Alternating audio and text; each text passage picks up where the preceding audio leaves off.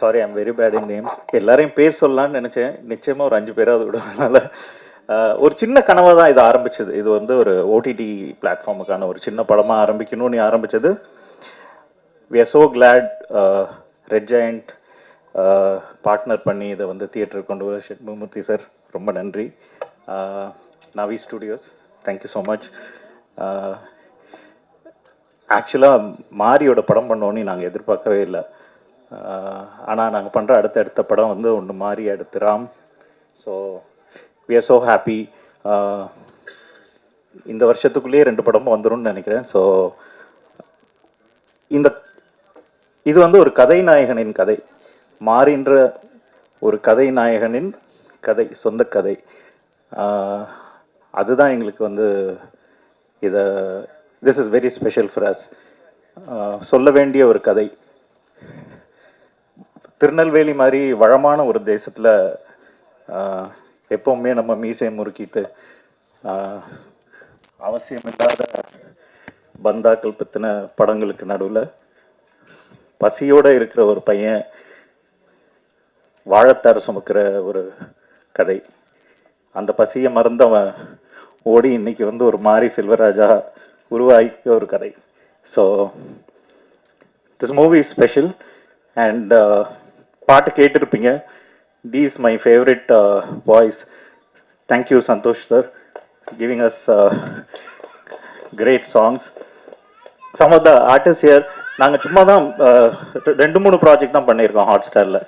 But பார்த்தா we have worked in 2 projects with Divya, கலையோட ஒரு 2 ப்ராஜெக்ட்ஸ், நிக்கிலாவோட ஒரு 2 ப்ராஜெக்ட்ஸ், 4 ப்ராஜெக்ட்ஸ். ஸோ ஹோப் மாரி ராமோடையும் அடுத்தடுத்து நிறைய ப்ராஜெக்ட்ஸ் பண்ணோன்னு. Thank you so much. நிறைய பேர் இருக்கனால I don't want to take the time. Thanks for the gathering.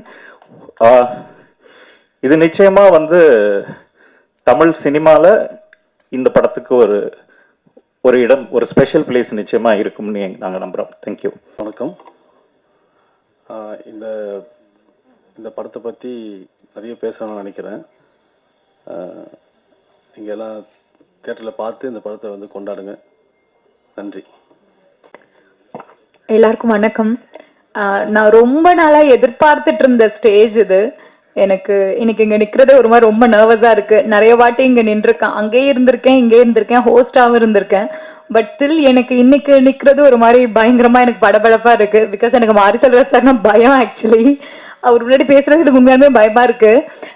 But என்ன சொல்கிறது, சார் கிட்ட இருந்து ஃபர்ஸ்ட் டைம் இந்த ப்ராஜெக்டோட ஆஃபர் அவர் கால் பண்ணப்ப நான் ரொம்ப நேரம் அவரோட ஃபோன் எடுக்கவே இல்லை, பார்த்துட்டே இருந்தேன். சார் தான் நம்மளை கால் பண்ணுறாரா? உண்மையாலுமே நமக்கு சம்டைம்ஸ் கால் பண்ணுறவங்க நான் மாற்றி கால் பண்ணிட்டேன் அப்படி சொல்லிடுவாங்க.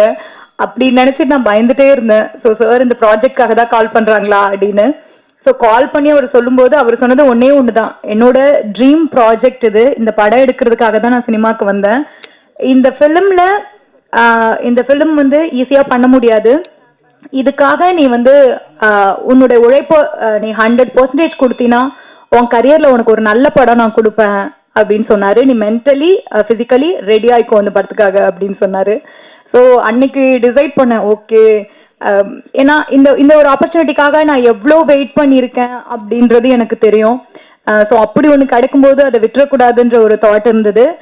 சார் சொன்ன அந்த மொமெண்ட்ல இருந்து இந்த ஃபிலிம்குள்ள நான் கம்ப்ளீட்டா அப்படியே நான் ஹேண்ட் ஓவர் பண்ணிட்டு சரண்டர் பண்ணிட்டேன். ஷூட் முடிகிற வரைக்கும் நான் அப்படிதான் இருந்தேன். ஸோ இன்னைக்கு ஒரு நல்ல படத்துல நான் இருக்கேன் அப்படின்னு எனக்கு ரொம்ப ஹாப்பியா இருக்கு. ஈவன் படம் பார்க்க ரொம்ப ஆர்வமா இருக்கு. ஸோ ஆக்சுவலி எனக்கு நர்வஸா இருக்கு. ஸோ இந்த ஃபிலிம்குள்ள நான் இருக்கிறதுக்கு முழுக்க முழுக்க காரணம் மாரி செல்வராஜ் சார் மட்டும்தான். நான் இன்ன வரைக்கும் அவருக்கு தேங்க் பண்ணதில்லை. பிகாஸ் எனக்கு ஒவ்வொரு பர்ஃபார்ம் பண்ணி முடிச்சதுக்கு அப்புறமா அவர்கிட்ட நல்லா இருக்கா நல்லா இல்லையான்னு கேட்க எனக்கு லைக் கொஞ்சம் பயமா இருக்கும். சரி, தேனீஸ்வர் சார்கிட்ட கேட்பேன், அவர் சொல்வாரு. பட் சார் கிட்ட கேட்க மாட்டேன். சாரோட வைஃப் கிட்ட கூட கேட்பேன், அவங்க சொல்லுவாங்க நல்லா இருக்கு லைக் அந்த மாதிரி. இந்த வரைக்கும் நான் கேட்டதும் இல்லை. அவரா படம் முடிஞ்சு லாஸ்ட் நாள் அவரா சொன்னப்போ எனக்கு பயங்கர ஹாப்பியா இருந்தது. மற்றபடி இந்த ப்ராஜெக்ட்குள்ள நான் வந்ததுக்கு காரணம் சார் தான். அவருக்கு நான் வரைக்கும் தேங்க்யூ அப்படின்னு நான் வேர்ட்ஸ் யூஸ் பண்ணி சொன்னதில்லை. பட் இந்த ஸ்டேஜ்ல அதை நான் பதிவு பண்ணிக்கிறேன். எனக்கு ரொம்ப ரொம்ப ரொம்ப ஹாப்பியா இருக்கு இப்படி ஒரு படம் எனக்கு கொடுத்ததுக்கு. அண்ட் படத்துல இருக்கிற படக்குழுல இருக்க எல்லாருக்கும் என்னுடைய wishes. And thank you so much. When I read the first screenplay from Mari around 2 years ago, I had tears in my eyes.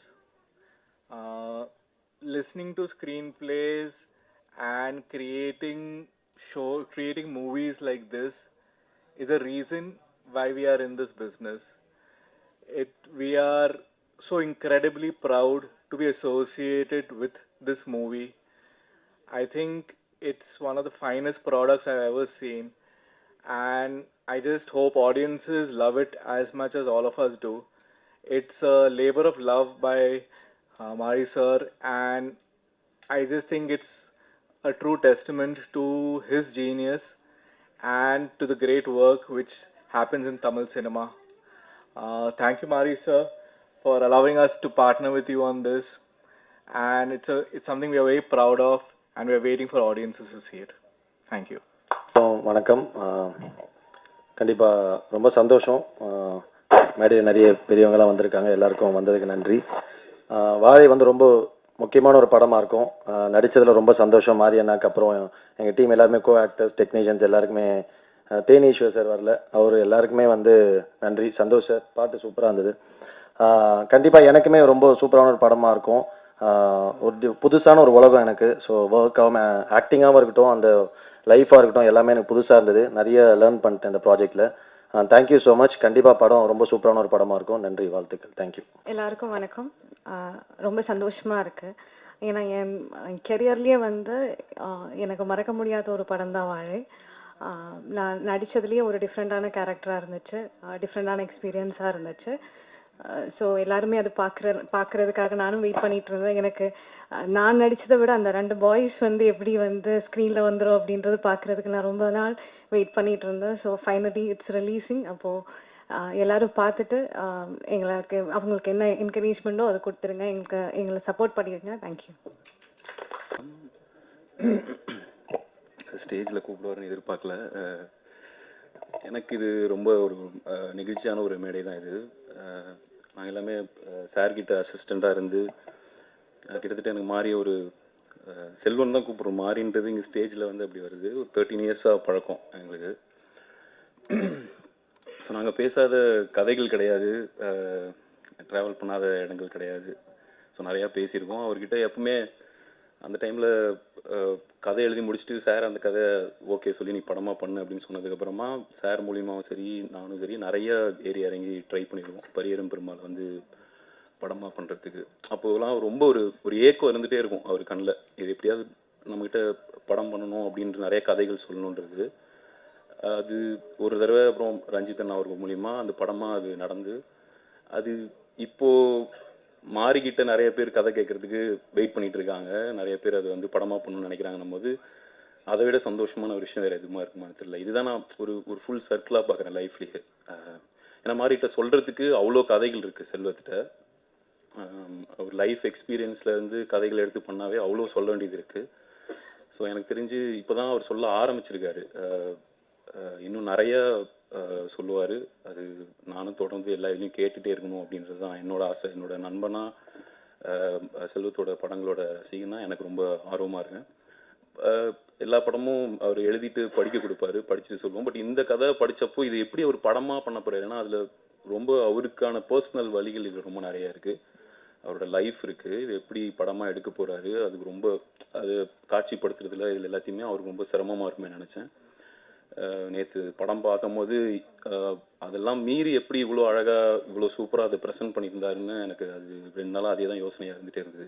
இதில் நடித்த அந்த பசங்களாக இருக்கட்டும், திவ்யா அவர்களாகட்டும், நிக்கிலா விமல் அவங்களாக இருக்கட்டும், இதில் எல்லாருமே சினிமாட்டோகிராஃபி பண்ண தேனீஸ்வர் சார், குமார் அண்ணன், சந்தோஷரோட மியூசிக் எல்லாமே வந்து அவுட் ஆஃப் தி வேர்ல்டு இருந்தது. எனக்கு ரொம்ப பெருமையாக இருந்தது இந்த படம் வந்து செல்வம் பண்ணி நவி ஸ்டுடியோஸில் திவ்யா அவங்க ப்ரொடியூஸ் பண்ணி ஒரு பொண்ணு பேர்லேயே அந்த கம்பெனி ஆரம்பித்து அவங்க இது பண்ணதில் ஹாட் ஸ்டார் மாதிரி ஒரு கம்பெனி இங்கே பேக் பண்ணுறது நினைக்கும் போது ரொம்ப சந்தோஷமாக இருந்தது. இது முக்கியமாக தமிழில் தான் இது ரொம்ப ஆரோக்கியமாக இது நடக்குதுன்னு பார்க்குறேன். இந்த மாதிரி ஒரு இயக்குனரோட அவரோட கதைகளையும் இந்த மாதிரி விஷயங்களையும் தொடர்ந்து அதை இங்கே வர்றதுக்கான சூழல் இருந்துகிட்டே இருக்குது. அது இன்னும் நிறையா இந்த மாதிரி செல்வமாக இருக்கட்டும், அவங்க ஹாட் ஸ்டாரும் இந்த மாதிரி தொடர்ந்து படங்கள் பண்ணணுன்னு நான் ஆசைப்பட்றேன். ரொம்ப சந்தோஷம். தேங்க்யூ. அண்ணன் மாதிரி தான், அருண் மாதிரி தான். நானும் சும்மா வந்தேன், என் மேலே உட்கார வச்சாங்க. ரொம்ப சந்தோஷமாக இருக்குது எனக்கு. இந்த படம் நாங்கள் டீமாக பேசும்போதே எங்கே பேசினாலும் வாழை எதிர்பார்த்துட்ருக்க, நாங்களாம் ரொம்ப பார்க்கணும் ஆசைப்பட்டுருக்க படம். ஏன்னா அண்ணனை வந்து ஒரு இடத்துல சொல்லியிருப்பார், என்னை புரிஞ்சுக்கணும், என் கோவத்தையோ என் கதைகளையோ என்னோடய எமோஷன்ஸை புரிஞ்சுக்கணும் வாழை வந்து அவங்களுக்கு தெரியும்னு. எனக்கு கண்டிப்பாக அது நடக்கும்னு நம்புகிறேன். எனக்கு அந்த படம் அவ்வளோ இது. அண்ணனை பார்த்துட்டு சொல்லிட்டு இருந்தார், ஐயோ பார்க்க மிஸ் பண்ணுறோன்னு. நாங்களும் பார்க்க ஆர்வமாக இருக்கோம்னு. எல்லாருக்கும் வாழ்த்துக்கள். திவ்யா அக்கா போது ப்ரொடியூசராக இருக்காங்க, தொடர்ந்து பண்ணணும். எங்களை மாதிரியானவர்களுக்கும் ப்ரொடியூஸ் பண்ணணும். இன்ப நாள் இது, இனிய நாள் இது. மேடையில் விட்டிருக்கும் திரைச்சிற்பிகளே, கலைச்சிற்பிகளே, விழாவில் கலந்து கொண்டு வந்திருக்கும் நண்பர்களே, பத்திரிகை சோழர்களே, ஊடக நண்பர்களே, உங்கள் அனைவருக்கும் என் பணிவான மாலை வணக்கத்தை மகிழ்வோடு தெரிவித்துக் கொள்கின்றேன். மொத்தத்தில் என்னவோ ஒரு உண்மை இந்த விழாவில் முழு வெளிச்சம் போட்டு காட்டத்தான் செய்கிறது. ஆம், கபாலி தந்த ரஞ்சித், கர்ணன் தம்பி மாரி செல்வராஜ் இருவரும் இந்த மேடையில். இந்த நிகழ்வை உண்மையிலேயே மாரி செல்வராஜை இந்த திரையுலகு தந்த தம்பி ராம் அவர்களையும் ரஞ்சித் அவர்களையும் ஆத்மார்த்தமாக வாழ்த்துகிறேன். இந்த பாடல்கள் எல்லாம் நான் ஒரு 10 தினங்களுக்கு முன்பாக தான் பார்த்தேன். என்ன ஒரு மேஜிக் வந்து சந்தோஷ் நாராயணனுக்கும் மாரி செல்வராஜாக்கும் ஒரு ஒட்டி பிறந்திருக்கிறது. செவியிலே செந்தேன் மழை, புவியிலே சந்தோஷ் நாராயணன் சங்கீத அலை என்பது போல் அங்கிங்கெனாதபடி எங்கும் பிரமாதமாக இந்த பாடல்கள் பட்டி தொட்டி எங்கும் பட்டோலி வீசி ஒலிக்கும். இப்படிப்பட்ட சூழ்நிலையில் இந்த படம் தயாரிக்கிறது, அதுவும் ஹாட் ஸ்டாருக்கு உண்மையிலேயே நன்றி சொல்லி, குட்டி சாருக்கு உண்மையிலேயே நன்றி சொல்லிக்கிறேன். என்கிட்ட கூட அவர் நிறைய பேசியிருக்காரு. பட் அதுக்கு முதல் போட்டு வந்து தம்பி மாரி செல்வராஜ் வச்சிருக்கிறார். எழுதி வைத்துக் கொள்ளுங்கள், இது மிக உயரிய படைப்பாகவும் கலைப்படைப்பாகவும் வசூல் சாதனை படைக்கக்கூடிய படைப்பாகவும் உருவாகும். அதில் எல்லளவும் மாற்றமில்லை. அப்படிப்பட்ட ஒரு சூழல் இந்த படம் உருவாகி இருக்கிறது. இந்த படத்தை பார்க்க வேண்டும், அதுவும் இது ஹாட் ஸ்டார் மட்டும்தான் வரணும்னு போது இல்லை இது தேட்டருக்கு எப்படி எத்தணுவாப்பா, அது ஒரு பெரிய மாஸ் வரவேற்பு இருக்குன்னு மாரி செல்வராஜ் சொன்னேன். அந்த உந்துதலோ என்னவோ அவர் வந்து இந்த படத்தை வந்து திரையரங்கத்துக்கு எடுத்துன்னு வந்திருக்கிறாரு. உண்மையிலேயே என் எண்ணத்தை பூர்த்தி செய்த மாரி செல்வராஜுக்கு அகம் குளிர நெகிழும் மகிழும் கலந்த மகிழ்ச்சியை தெரிவித்துக் கொள்கின்றேன். இந்த படம் மிக உயரிய கலைப்படைப்பாக இருக்கும். மாரி செல்வராஜை பற்றி எங்களுக்கு வந்து உண்மையிலேயே மிகப்பெரிய வரப்பிரசாதம், இந்த திரையில் கிடைத்த ஒரு பெரிய வரம், தவம் மாரி செல்வராஜ். இதுதான் என்னால் இப்பொழுது சொல்ல முடியும். காலம் உங்களுக்கு அதை அடையாளம் காட்டும் என்று சொல்லி விடைபெறுகிறேன். நன்றி, வணக்கம். அனைவருக்கும் மாலை வணக்கம். மேடையில் அமர்ந்திருக்கும் திரைத்துறையை சார்ந்தவர்களுக்கும் வணக்கம். யதார்த்த படைப்பாளி மாரி செல்வராஜ் முதல் முறையாக அவரது துணைவியார் தயாரிப்பாளராக அவர் அவதாரம் எடுத்துள்ளார். அவருக்கு இந்த நேரத்தில் என்னுடைய வாழ்த்துக்கள். பாட்டு ரொம்ப பிரமாதமாக வந்திருக்கு. சந்தோஷ் நாராயணன் சார் அவர்களுக்கும் அவர்களுக்கும் வாழ்த்துக்கள். இது ஒரு ஆக சிறந்த படைப்பாக இருக்கும் அப்படின்றத மாத்திரம் என்னால் உறுதியாக சொல்ல முடியும். அதை நீங்களே இன்னும் அடுத்த மாதம் ரிலீஸ்க்கு இருக்குது, பார்க்க போகிறீங்க, தெரிஞ்சுப்பீங்க. இந்த மாதிரி படங்களுக்கு சப்போர்ட் பண்ணுற டிஸ்னி ஹாட் ஸ்டார் அவர்களுக்கு இந்த நேரத்தில் பாராட்டுகளும் வாழ்த்துக்களும். இந்த மாதிரி படத்துக்கு தொடர்ந்து நல்ல உங்களுடைய பத்திரிகை ஊடக நண்பர்கள் பெரிய சப்போர்ட்டாக இருக்கணும்னு இந்த நேரத்தில் கேட்டுக்கொண்டு, இந்த படத்திற்கு எனக்கும் ஒரு சிறிய வாய்ப்பை தந்த மாரி செல்வராஜ் அவர்களுக்கு நன்றிகளை தெரிவித்துக்கொண்டு படம் வெற்றி பெற வாழ்த்துகிறேன். நன்றி, வணக்கம். எல்லாருக்கும் வணக்கம். ரொம்ப ரேராக வந்து ஒரு ஈவெண்ட்டுக்கு வரும்போது எமோஷ்னலாக இருக்கும். எனக்கு வந்து இந்த சாங் பார்க்க ஆரம்பிச்சதுலேருந்தே கொஞ்சம் ரொம்ப எமோஷ்னலாக தான் இருந்தேன். ஏன்னா எல்லாம் ஃப்ரெண்ட்ஸ் எல்லாருமே வந்திருக்காங்க. அண்ட் இது ரொம்ப ஸ்பெஷல் ஃபிலிம், நிறைய இடத்துல சொல்லியிருக்கேன். பரியரும் பெருமாளில் இதே மேடையில் நான் சொன்னேன், உங்களுக்கு பிடிச்சிருந்ததுன்னா ப்ளீஸ் இதை எல்லாருக்கும் சொல்லுங்கன்னு. எனக்கு வாழைக்கு அதே விஷயம் கண்டிப்பாக உங்களுக்கு சொல்லணும். 2011 வந்து நானும் ரஞ்சித் வந்து ஒரு ஹாஸ்பிட்டலில் நின்று ஒரு 6 லட்சம் இருந்தால் அந்த படத்தை எப்படியாவது நம்ம வாங்கி ரிலீஸ் பண்ணிடலாம், அந்த மாதிரி ஒரு லெவலில் வந்து அட்டகத்தி பற்றி பேசியிருந்தோம். அப்போ 6 லட்சன்றது வந்து ஒரு 60 வருஷம் ஆனாலும் வர முடியாத ஒரு பணமாக இருந்தது எங்களுக்கு. அந்த இடத்துலேருந்து ரஞ்சித் அதுக்கப்புறம் ஸ்டுடியோ கிரீன் ஞானவேல் ராஜா அவர்கள் படம் பார்த்தது, நான் அப்படியே சைட்லேருந்து இந்த ஃபாரஸ்ட் கம்ப் படத்தில் அவன் எல்லா இடத்துலையும் இருப்பாங்க, அது மாதிரி நான் பார்த்துட்ருக்கேன் இவங்க எல்லார் லைஃப்பையும். கபாலி வந்தது, கபாலி வந்தப்போ எனக்கு கால் பண்ணி சொன்னார், எனக்கு என்ன படம்னே புரியல. அப்படியே ஆமாமே சரி சரி அப்படின்னா, அப்புறம் கொஞ்ச நேரம் கழிச்சு தான் புரிஞ்சுது ரஜினி சாரோட படம் பண்ணுறாருன்னு சொல்லி. அப்போ தானு சாரும் அதில் பயங்கரமாக சப்போர்ட் பண்ணாங்க. அந்த படம் பண்ணும்போது என்கிட்ட வந்து சொன்னார், ரஞ்சித் மாமே உன்னோட டீமெல்லாம் விட்றாத, புதுசு புதுசாக நீ பாட்டு ஆள் கூட்டு வந்துடாத, நீ வந்து நீ எப்பயுமே ஒர்க் பண்ணுறவங்களோட ஒர்க் பண்ணு அப்படின்னு சொல்லி சொன்னார். ரொம்ப நான் யூஸ்வலாக அப்படி இருக்கணும்னு தான் ஆசைப்பட்டேன். எனக்கு சொல்லும்போது ரொம்ப எமோஷ்னலாக இருந்தது. நீங்கள் நம்ம கட்டி பிடிச்சி தேங்க்யூ ரஞ்சித், எனக்கே எப்படி கேட்குறதுன்னு தெரியல அப்படின்னு சொன்னேன்.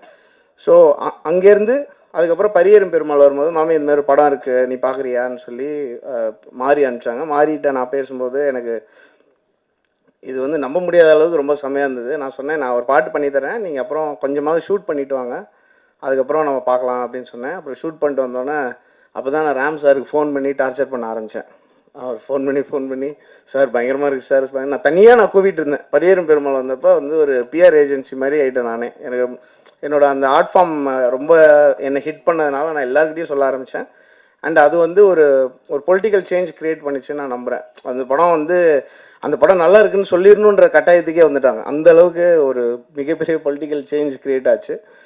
அதுக்கப்புறம் வந்து அந்த படம் ரிலீஸ் அந்த ஒரு 4 ஃப்ரேம்ஸில் ஒரு ஷோ நடந்தது. ராம் சார் தெரியும், நாங்கள் வந்து மேலே அந்த ப்ரொஜெக்டர் ஏரியாவில் நின்று நாங்கள் 2 பேரும் பர்ன் அழுகிறோம். அந்த படத்துக்கு நல்ல ரெஸ்பான்ஸ் வந்துருச்சு அப்படின்னு சொல்லி அங்கே எல்லாம் ஆடியன்ஸ் எல்லாம் பயங்கரமாக ரியாக்ட் பண்ணுறாங்க. அந்த ஷோவில்னோடனே பயங்கரமாக ஃபீல் பண்ணி அழுது, அப்புறம் நாங்கள் கீழே வந்து ரஞ்சித் வேறு யாராலுமே இதை ப்ரொடியூஸே பண்ணிக்க முடியாது அப்படின்னு சொல்லி, இது வந்துருமா மாமே தேட்டரில் எல்லாம் கேட்டார் என்கிட்ட, கண்டிப்பாக வரும் பயங்கரமாக போகும் அப்படிலாம் சொல்லிட்டு இருந்தோம். அதுக்கப்புறம் இன்றைக்கி திவ்யா ஸ்டேஜ் ஏறும்போது I think I really got very emotional. அது என்னவோ தெரியல, அவங்க வந்து மாறி அங்கேருந்து அந்த படம் ப்ரொடியூஸ் பண்ணி ரஞ்சித் அவருக்கு ப்ரொடியூஸ் பண்ணி, அதுக்கப்புறம் மாறி நல்லா அவர் சூப்பராக அவருக்கு பிடிச்ச படங்களை சூப்பராக க்ரியேட் பண்ணி எல்லாத்தையும் அவரே ஃபேஸ் பண்ணி அவர் சொன்ன மாதிரி தான் ஏகப்பட்ட மலை, நான் ஒரு 20 மலை இப்போ ஏறது பார்த்துருக்கேன். அவர் அதெல்லாம் ப்ரொடியூஸ் பண்ணி அதுக்கப்புறம் அதெல்லாம் டீல் பண்ணி அப்புறம் இப்போ ஒரு ப்ரொடியூசராக வந்து அவங்க ஃபேமிலியாகவே எல்லோரும் வந்து இங்கே அது பண்ணுறதுன்றது it's an amazing achievement. Ranjith, Mari, Ram sir, Thanu sir எல்லாரும் so thankful to you all. And ரொம்ப நான் விஷ் பண்ணணும்னு நினைக்கிறேன் மனசார.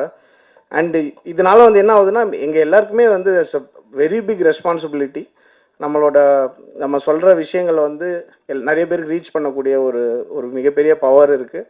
ரொம்ப நாள் முன்னாடி கொஞ்ச நாள் முன்னாடி கூட அது சுத்தமாக இல்லாமல் இருந்தது. ஸோ அது எல்லாருமே வந்து அதை ரெஸ்பான்சிபிளாக நாங்கள் யூஸ் பண்ணி I think we can take art form forward. உங்களுக்கு ரொம்ப பிடிச்ச படைப்புகள் வந்து கொடுக்கலாம் அப்படின்னு நான் நம்புகிறேன்.